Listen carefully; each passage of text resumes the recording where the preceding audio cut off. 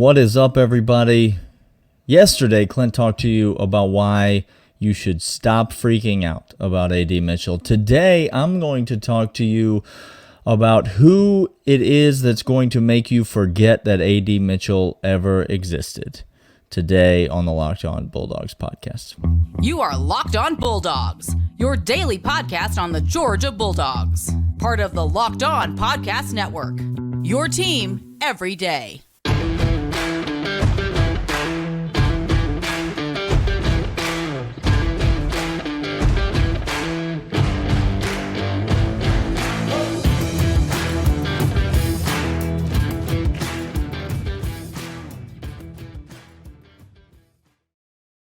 What is up, everybody? Welcome back to the Locked On Bulldogs podcast. I am Daniel. Clint is unavailable on this Friday, but fear not. I am here to put your minds at ease. Georgia has lost what some have said is the player that they couldn't afford to lose this year in the transfer portal. The player that everybody sort of in the back of their minds was fearing that they might lose. And now, true to form, Georgia Twitter has officially lost its mind.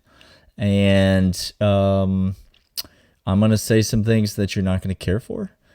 I am going to have some opinions that maybe you will like. Maybe will bring you some comfort. Maybe they will frustrate you. I'm not really sure. But thanks for being here.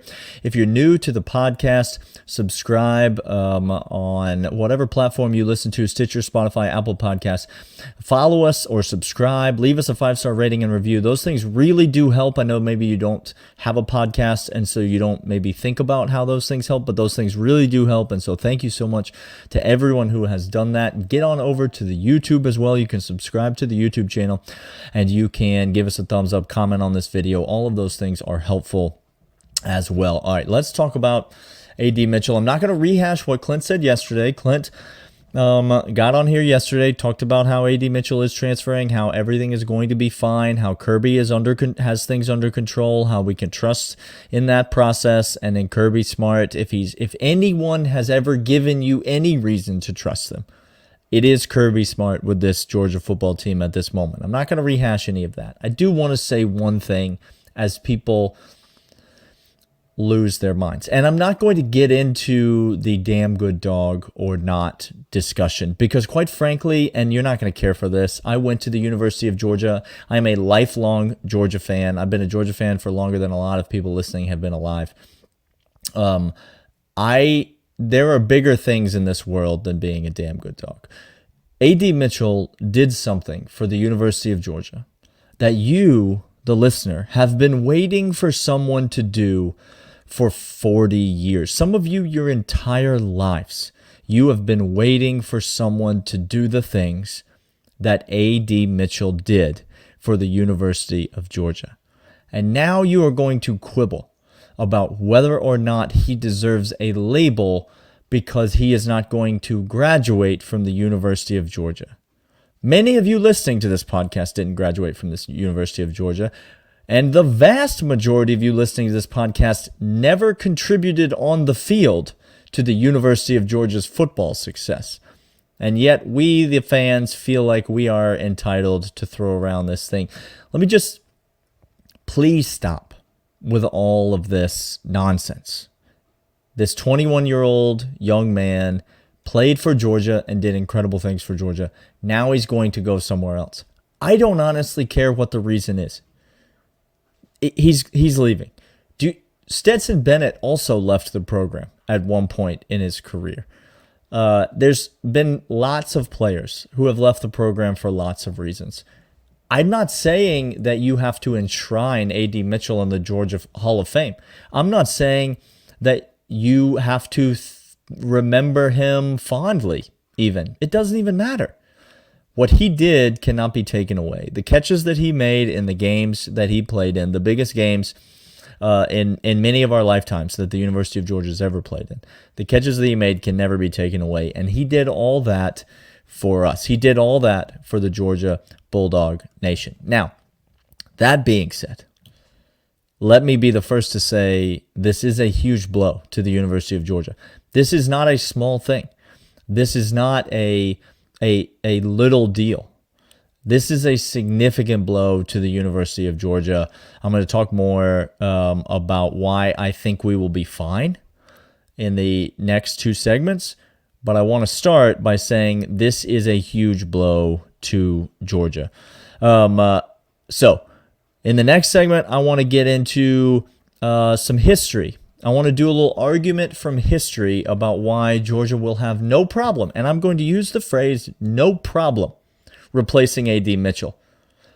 A.D. Mitchell is the best wide receiver on this team. He was been the best wide receiver on this team for 2 years in a row because George Pickens was injured for the vast majority of last year.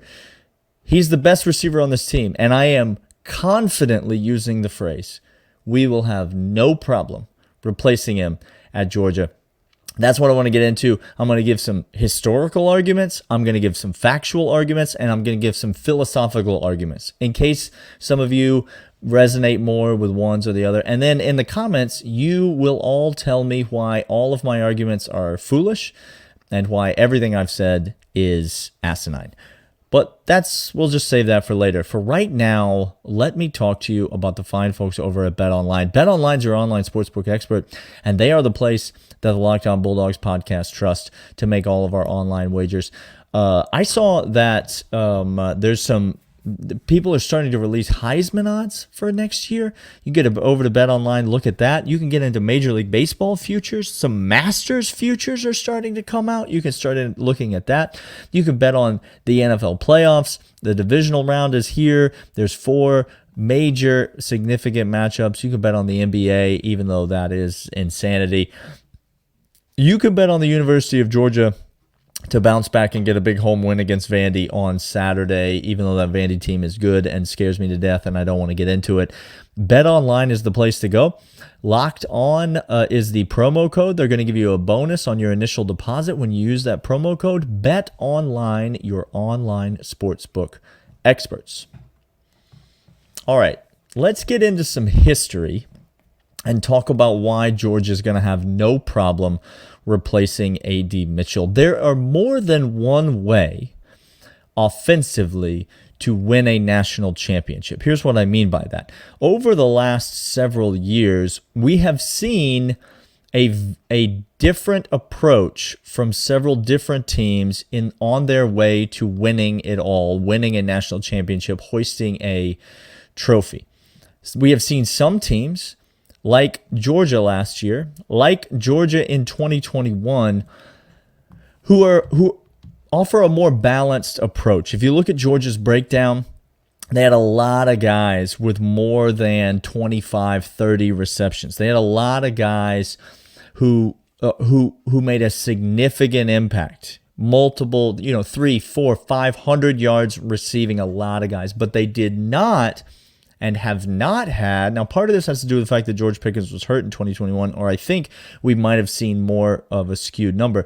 But in both those years, they did not have. I know Brock Bowers was huge, but you go look at the numbers. He led the team both years in receiving, but it wasn't by an astronomical margin. There wasn't a massive gap. And then you have teams that have been very star heavy, and I'm talking exclusively about the receiver position because, again, we're talking about A.D. Mitchell. Let me take you back to 2020 Alabama national championship team, the last team to win the national championship. It was a COVID year, so some people are saying it doesn't even count as a national championship. It's hard. I don't know how you feel about that. Some people are saying that Alabama championship doesn't even count. They haven't even won since 2017. But regardless, let's look at that 2020 Alabama team. Devontae Smith had 117 receptions on that team. The next closest, which was Mechie, had 55 receptions. More than double the second leading receiver. That team had 3 players with more than 28 receptions. 3 players with more than 28 receptions, and Devontae Smith had 117 of them. Okay? That team won a championship. That team blitzed the league and dominated on the offensive side of the ball. 2019 LSU. I think you remember that team. It had Justin Jefferson and Jamar Chase. Two of the best receivers in the NFL, period, on the same team. And as you might imagine, they dominated. All right, Clyde Edwards-Helaire, they threw it to him out of the backfield quite a bit as well. But those two receivers absolutely dominated in terms of touches, in terms of possessions. Now let's go to 2018 Alabama. That team was much more balanced. 2017 Alabama, Calvin Ridley had 4 times as many catches as anyone else on the team. 4 times as many catches as anyone else on the team. Why am I giving you all of these statistics? Here's the reason. And it's very simple. Georgia has been balanced. Georgia has had the luxury of having many talented weapons. And in segment 3, stay tuned, I'm going to tell you how they're going to have many talented weapons on this roster as well. So we have gotten used to seeing a balanced attack for Georgia, but don't let that fool you into thinking that the only way to win a national championship is to have a balanced attack at the receiver position, because quite frankly, that is not true. Look at 2019 LSU. Look at 2020 Alabama. Look at 2017 Alabama. Balanced teams can win. 2018 Alabama, great team. 2021 Georgia, 2022 Georgia. Balanced teams can win. But star-heavy teams at the receiver can also win. There's only one football. This is the point that I'm trying to make. There's only one ball to throw around out there. Only one player per play is allowed to make a reception. And there's no rule against how many times in a game that one player can make that play. So listen, does losing A.D. Mitchell hurt? Absolutely it does. Will Georgia be able to replace him? Absolutely they will. And there's no reason to say they even have to replace him. There's no reason to say that somebody has to fill in the production that A.D. Mitchell had, which, by the way, this season was 9 catches for 150 yards, almost nothing.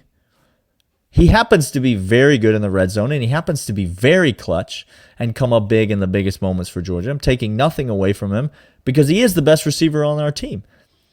But Georgia doesn't have to have 5 or 6 receivers who are all very good. They don't have to. They can lean heavily on a few players, and teams have done that and won national championships. Many teams have done that and won national championships. Don't think for one second that if Todd Monken looks out there and he says, you know what, we need to force feed this guy the ball because this guy is our best guy and everybody else is not quite up to speed, everybody else is not quite cutting it, we need to keep getting the ball to these two guys. Todd Monken is going to do that. We have been balanced because we've had the luxury of being balanced. I think next year we're going to have the luxury of being balanced as well, which we'll get to in segment 3. But even if we're not balanced, we don't have to be. We have Brock Bowers. We have Ladd McConkey. We have Ra Thomas. We have Dominic Lovett. We have great, talented receivers, and if any one or two of those guys elevate their games and become 1,200, 1,300, 1,400 yard receivers, that doesn't hinder our chances of winning the national championship. We can be just fine with in that system. All right, let's talk in the next segment about players that are coming back and what exactly we mean when we say we have to replace A.D. Mitchell. But first, I want to talk to you about Built Bar. Built Bar is the tastiest protein bar on planet Earth. They are delicious. They come in a wide variety of flavors, and we've been telling you about them on this podcast over and over again because we genuinely do think that they are the best tasting protein bar on planet Earth. I have never once had anyone tell me otherwise who has had a Built Bar. Built Bars are.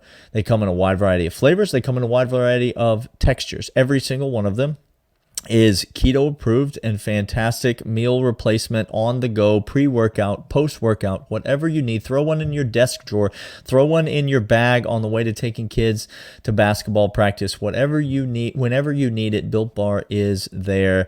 The orange cream is an absolutely fantastic flavor. The chocolate raspberry, they're made with real chocolate, delicious flavors. It's the protein bar that tastes like a candy bar. You can get them at Sam's Club now. I heard you can get them at some sort of you can get them at Walmart now. They're all over the place, or you can go to built.com. Enter the promo code LOCKEDON15 for 15% off your order. That's LOCKEDON15 at built.com, the best tasting protein bar on planet Earth.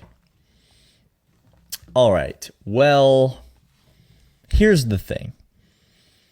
A.D. Mitchell, loyal third segment listeners, by the way, the 199, welcome to the third segment. This is your time. There's 4 days left to order the shirts, bonfire.com/store/the199. Maybe 3 days left by the time this pod comes out. If you want a shirt, bonfire.com/store/the199. A.D. Mitchell, best receiver on this team, 100%. People losing their minds that he decides to transfer. And I'm here to tell you on this podcast, as I stated in the first segment, Georgia will have zero difficulty replacing the production of A.D. Mitchell. That is because A.D. Mitchell had 9 catches for 150 yards this year. Now, let me talk to you about the games he did not play in. Okay? The games that A.D. Mitchell did not register a reception. To be clear, did not register a reception in these games. You ready?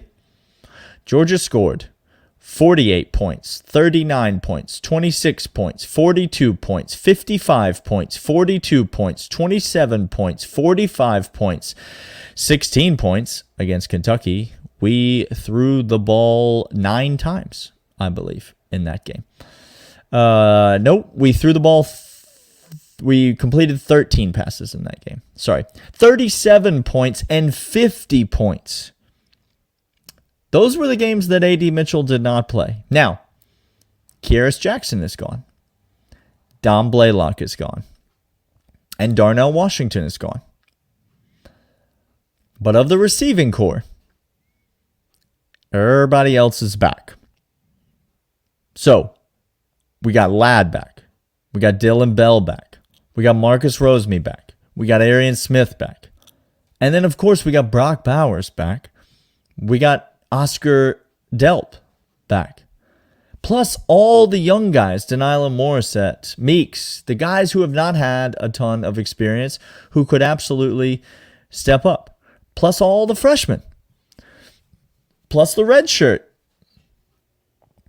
And then you add Ra Thomas from Mississippi State, and he had 44 catches for 626 yards last year. And then you had Dominic Lovett from Missouri, who was wide receiver 1 on that team for a good part of the year. I know the freshman kid is electric and dynamic. Dominic Lovett had 56 catches for 846 yards. That finishes second on the team behind Brock Bowers this year. In the last 2 years, that finishes third behind Brock Bowers 2 years ago and Brock Bowers this year. 846.